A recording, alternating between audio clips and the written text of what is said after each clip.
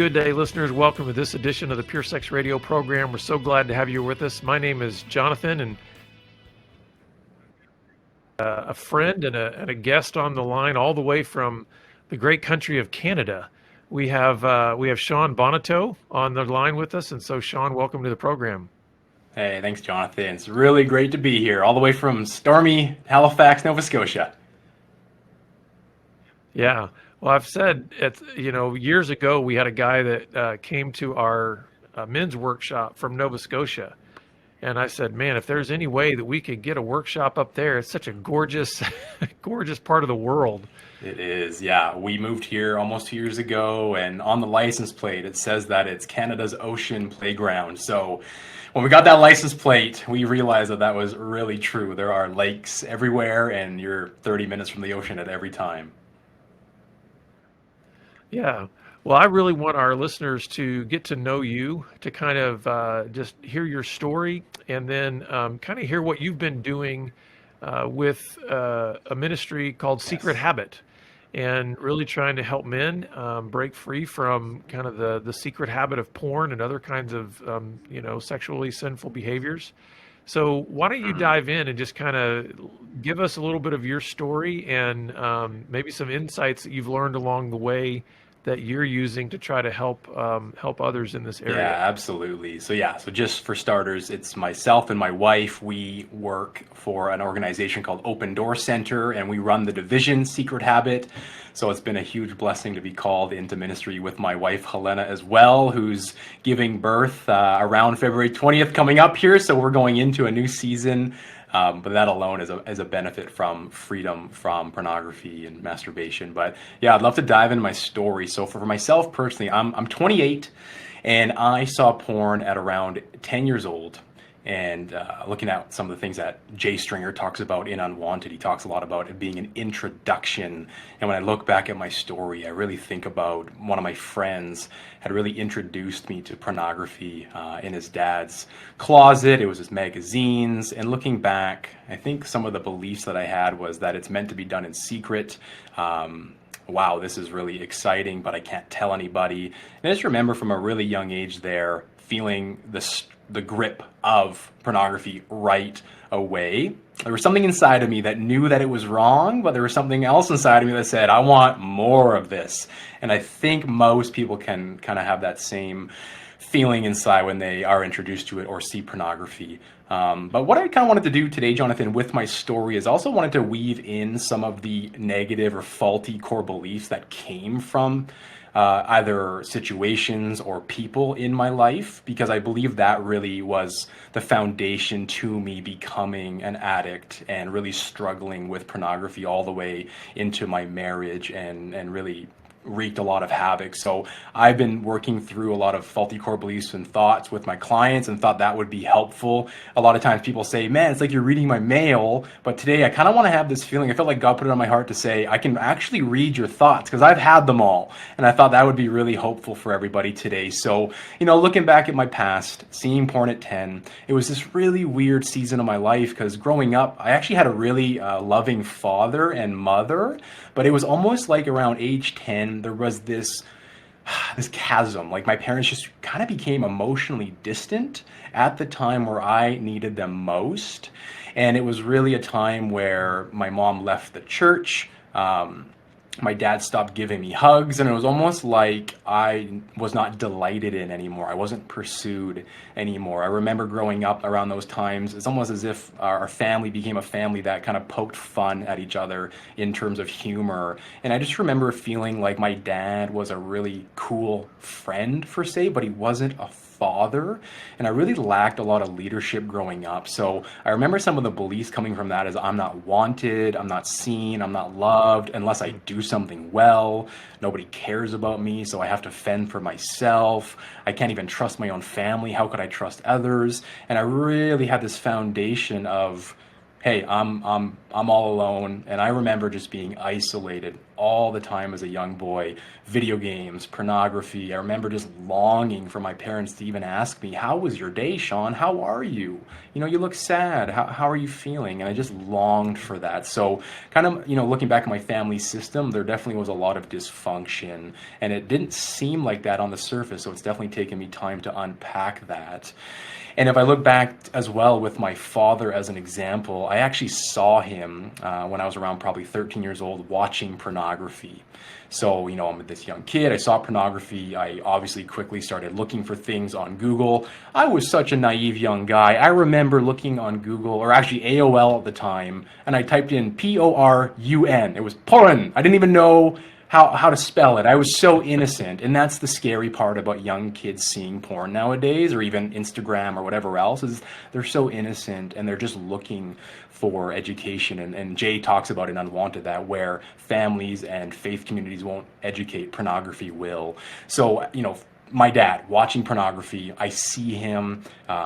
That for me was just this affirmation that porn must be something that's good. Like, my dad's doing it. Must be nothing wrong with it. This man that was supposed to influence me watching pornography really helped me in that addiction, for say, not help me in a good way, but it helped me confirm that porn must be good if men like this in my life watch it. And then this was at like 2 a.m. My dad's watching porn by himself. So it also made me believe that, wow, porn must be something that has to be kept secret. And that's really where this idea of secret habit comes from.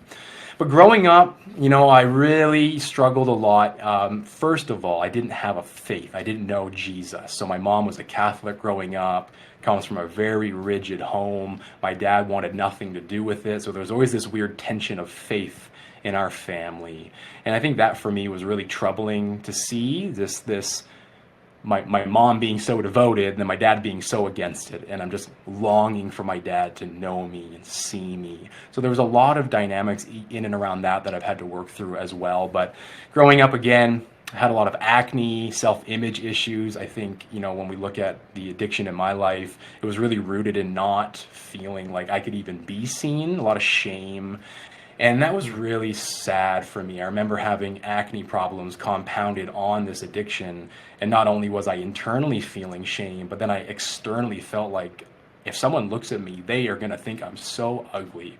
And I remember feeling like I'm so ugly, I'm so pathetic, no one could ever love me. And this is a young 14-year-old boy thinking these thoughts with really no mom or dad to talk to about them. So I just remember always feeling really heartbroken, really scared if a girl got near me because I just didn't want them to see my acne. I just always felt there was this angst inside of me that I'm a nice guy, I haven't done anything wrong, but why does everything in life seem to not be working out for me? I was an athlete, so I used sports as an outlet. I was also a drummer, which is so interesting because looking back now, I really hid behind the things that I used as outlets. I wore a helmet when I played lacrosse. I hid behind the drum set when I played music. And it's so fascinating to look back and see that, where everything I did as what we would call self-care or passions or purpose, I enjoyed them, but I think I actually did them more as an outlet for my anger, so I didn't beat someone up at school. And I was just a really angry young kid that didn't feel attuned to by my family. So moving forward, some of the other things that had happened was just major rejection, being a porn addict. I think what had happened for me is I had this lack of confidence that if someone did know me, they're going to find out the secret habit, this deep, dark truth. And I remember this one situation really laying my heart on the line with this one girl in high school. I really liked her. I wanted her to know how much I liked her. And I got rejected. And that was compounding on all these other beliefs from my family system. And really what happened from that was that I just believed that I can't share my true self with anyone. I'm just an unlucky person. Nothing ever works out for me. I'm going to have to work 10 times harder just to make sure my life works out kind of good. And it was just really almost like this euphoria over the last year that I've been working through some of those deeper things, Jonathan. But this is really the story of, I think, a lot of young men nowadays that we don't usually talk about. I think, one of my clients was a high level hockey player, and it's like it's easy to look at his career and say, wow, man, that guy did big things. But behind the scenes, it was all kind of obligation, a lot of pain, a lot of forcing from his family. So I never felt that forcing per se, but I felt a complete disengagement. Fast forwarding even again, still, sorry, John, you gonna say something? Well, let me Yeah. pause right there to talk about something that Mm-hmm. you just mentioned, talking about how this is such a common reality for a lot of young Yeah. boys.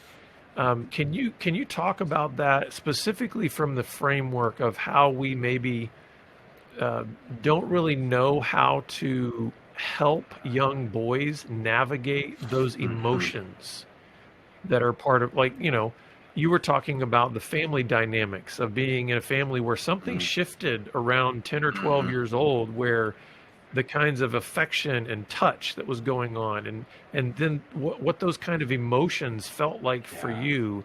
Can you speak a little bit about that and maybe help maybe men out there who are looking back at their own histories and going, I'm understanding what you're talking about. I don't know necessarily what to do Yeah. with that.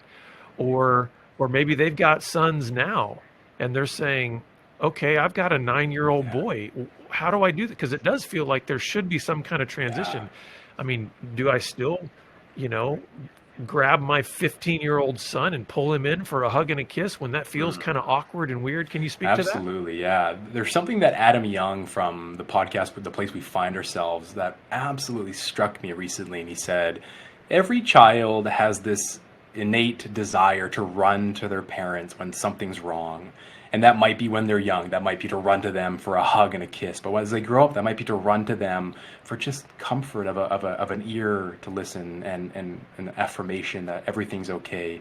And Adam says that when did you stop running to your parents because you didn't believe that they would attend to your needs?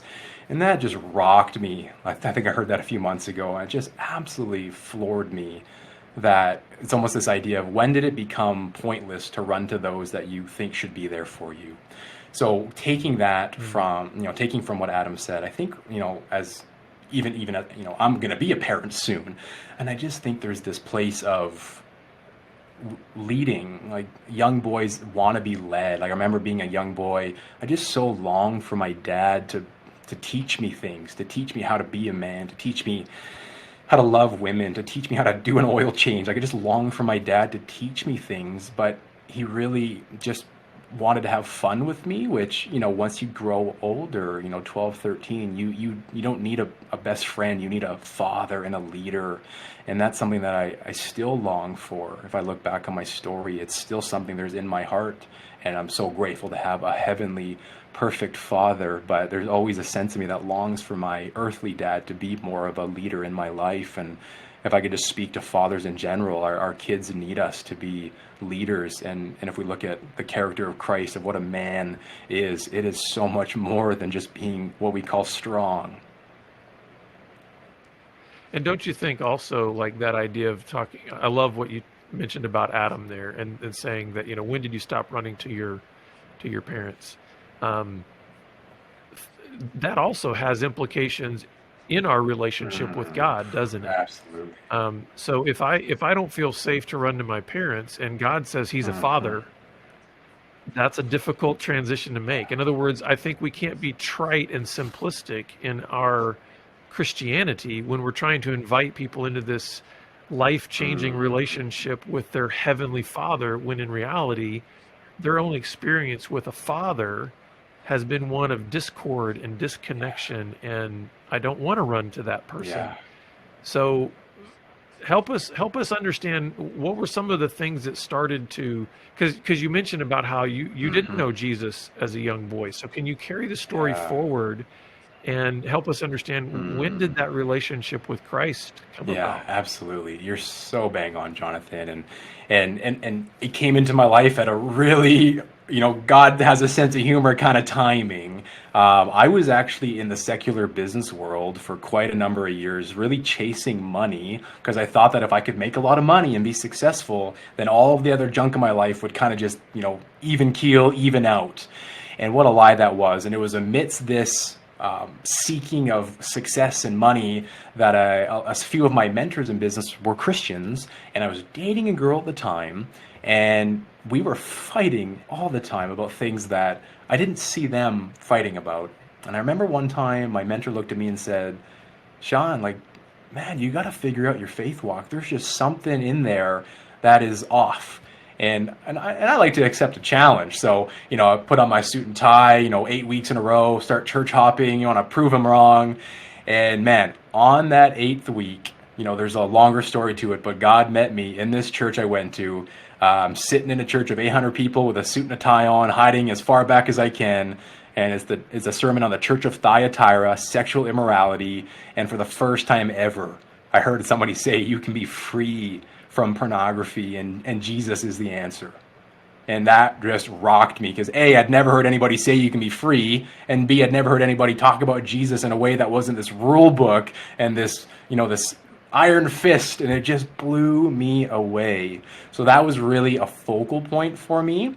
And then another part of the story for me, Jonathan, it was quite a bit later that this happened, but one of the things I help my clients with really in our first session is that we are pretty much like the criminal on the cross that only gets talked about maybe once a year on Good Friday, where Jesus is on the cross being crucified, but there's this character beside him, this quote unquote criminal on the cross, which, he's done horrible things. He's a criminal. That's his name, the criminal on the cross.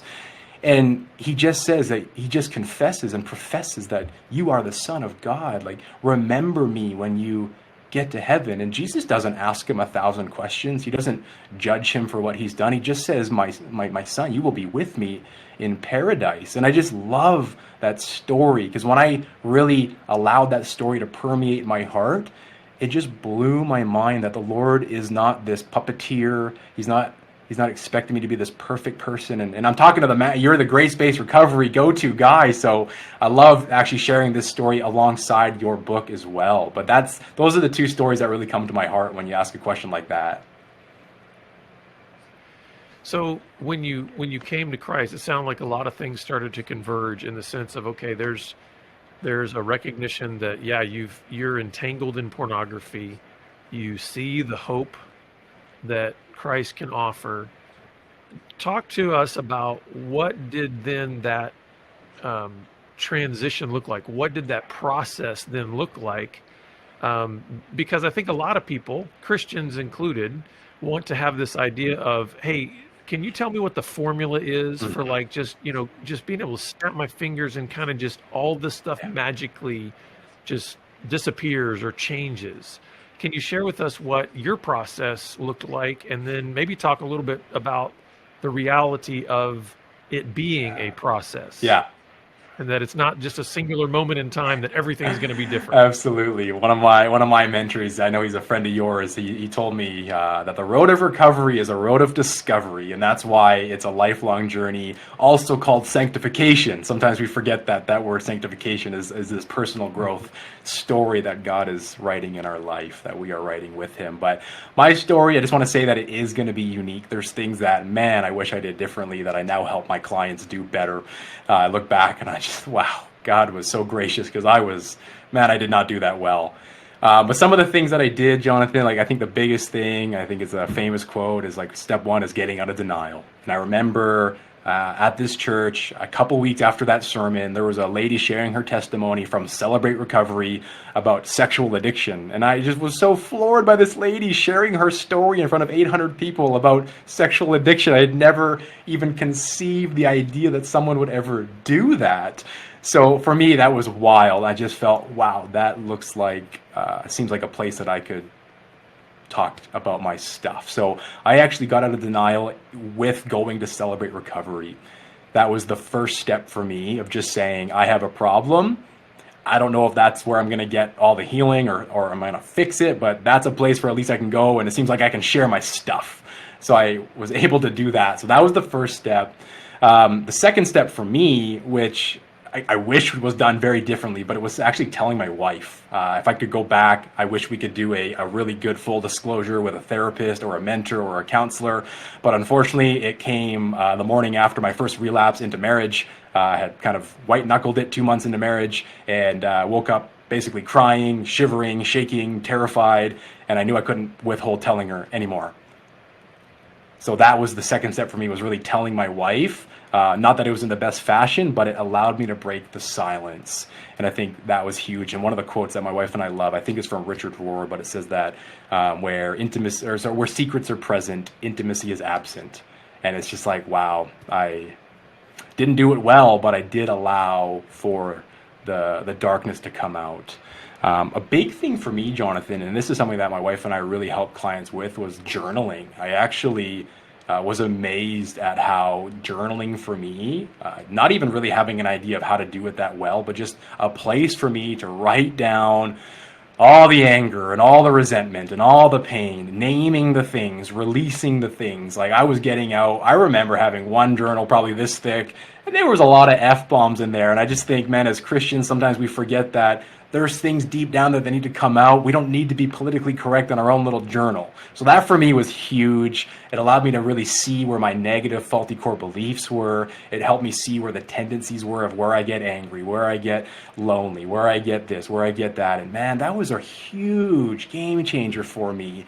The next step, which a lot of people call rock bottom, was me getting sick and tired of being sick and tired. That was, for me, absolutely huge. And I try to tell people all the time that I hope and pray you don't have to get to that rock bottom. Everybody's rock bottom looks different. But for me, it was my 25th birthday. I did not want to go into another year of my life hating myself, looking at my wife and lying to her, being a hypocrite to my God and the people at my church. I just was so sick and tired of being sick and tired. So I really made a decision based off why I wanted to quit. This idea that Jay Stringer talks about, freedom for something. I wasn't just quitting porn anymore. Something in my heart shifted, and I was now doing it for something. And I remember getting on my knees that day and just saying, God, I've done so many practical things, accountability and journaling and all this stuff, but I've never put you first. And I've never actually gone up when I normally get angry. I would just go in, and that would lead me to relapse. But I started saying, God, I want you to be my steering wheel, not my spare tire. And I love that idea of God being the director, the everything to me, the engine to the car. But I treated him like a spare tire for so long. Oh, God, I'm just going to come to you when I need you. Yeah, so let's talk about, when did things start to turn to where you're doing what you're doing now? Like, how did that come about? I like to tell people all the time when I share my own story, that our stories are descriptive, not necessarily prescriptive. So, because sometimes when people hear a story of somebody that, hey, okay, come from this background of addiction and brokenness, and then there's recovery and redemption, and now there's ministry. A lot of times when that looks like a formal process, like now there's a formal position of ministry, a lot of people go, I don't want to do that. or they think it's a prescription. Like, well, now that you're in recovery, the next step is you have to now become a formalized minister in this area. But obviously that's what is part of your story. Can you share with us, how did that come about? That it wasn't just about personal recovery. Now you were going to be doing something vocationally to try to help other people. Yeah, it's a story I love to tell, because I had tried a lot of different things in what I wanted to do. To be totally honest and frank, Jonathan, I'd rather be in the NHL. Like, I just always tell people, there's things that I want, but God created me for a specific purpose, and there's nothing more fulfilling than doing the work of Secret Habit, and that's what I love about it. So kind of going to the very beginning, like I said, I had decided to quit pornography on my 25th birthday. I had been sober for about 3 months, and within those 3 months, man, Helena and I started having an incredible change in our marriage. We started like laughing again, looking at each other with love. We started having sex that was not just physical. Like, things actually started changing within 3 months. And I just looked at her, and we kind of looked at each other. I'm like, this is so good. Like, no one's ever painted this picture. And really what came from that, Jonathan, is we saw a lot of things on the market from at least what we were hearing in the Christian world of quit porn, don't do this, bounce your eyes, it's bad. But no one was talking about this incredible life you can have even just 3 months after quitting. So I just felt this absolute undeniable calling that I need to start sharing my story. And that was really how it started. I started making YouTube videos before I went to work in the morning. I started blogging. My wife made me a free website that was ShawnBonneteau.com. So it didn't start with anything glamorous. It just started with God saying, my son, I want you to do this, and don't have any expectations. You're not going to make money from it. You just go do this, and I will show you how it's going to turn out. And it was phenomenal. 3, 4, 5 months later, people are watching our videos and reading our blogs. I had a couple of guys from the US reach out for mentoring, which for me blew me away. My wife wanted to come on board because of her own healing with betrayal trauma. So Secret Habit was kind of birthed out of that introductory, just answering God's call with no expectations. And then from there, we started Secret Habit. It was just free resources. Again, making videos. Helen and I would just help people when they asked. But everything changed when my wife came home one day and said, Shawn, I really feel like we should move to Nova Scotia. We're living around Vancouver at the time. Nova Scotia is not on my radar, that's for sure. And she just was so convicted. And I knew, because she moved from the Czech Republic 5 years ago to Canada.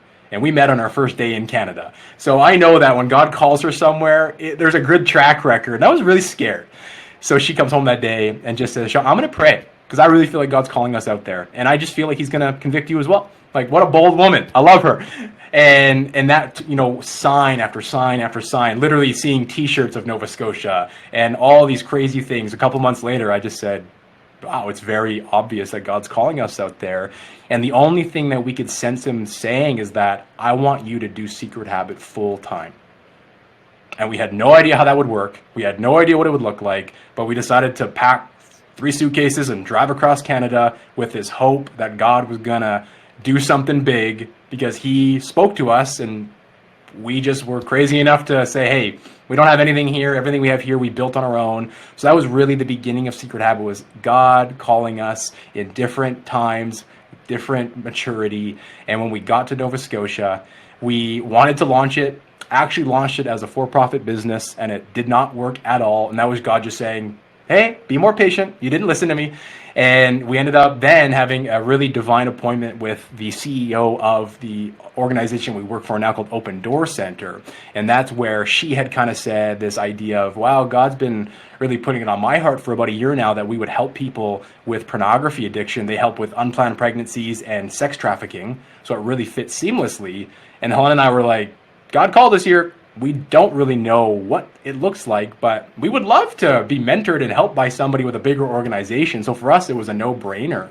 So that's kind of how we got to doing the work we do today, Jonathan. It was humble beginnings. It was just listening to the Lord. Telling people that I help with porn addiction was actually so exciting when we started Secret Habit, because I knew it was from God. It wasn't just this fleshy thing.